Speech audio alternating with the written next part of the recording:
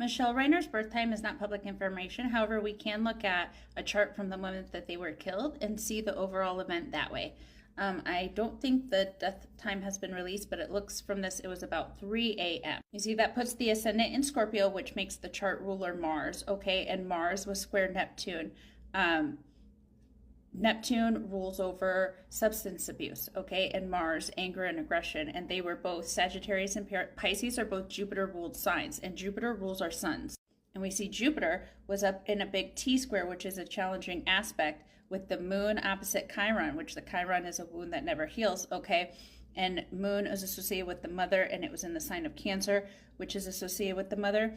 And that Pluto that was a square the ascendant and descendant, which the descendant is frequently activated in death charts, and Pluto indicates murder, okay? That was in the 4th house of home, and it's in a Saturn-ruled sign, which Saturn rules the father, okay? And we see Saturn over here was in Pisces, which again, that is that the 5th house is the house of children and childhood, and that's ruled by that Jupiter, which is our sun.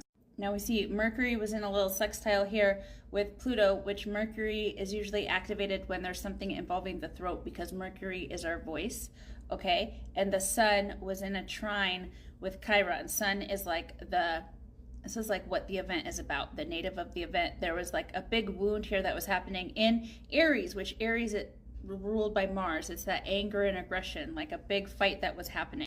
And the Uranus sextile over here to Neptune, okay, unexpected events at the very end of the 7th house of relationships, and it's conjunct that Algol, which Algol is associated with people having like severe mental illness or losing their mind, also losing their head literally.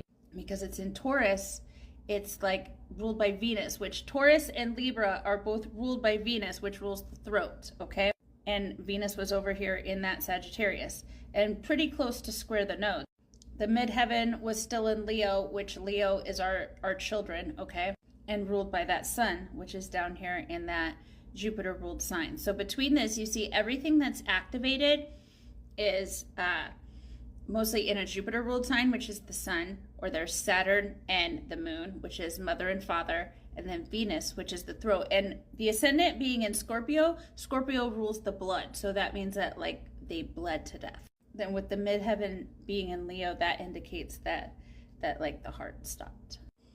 Anyway, medical astrology and death astrology both have the same basis. So if you learn this, you can learn how to diagnose your own medical issues via astrology, okay? And I will be teaching classes for that starting next year. But if you can't read transits, you need that first, okay? So registration for the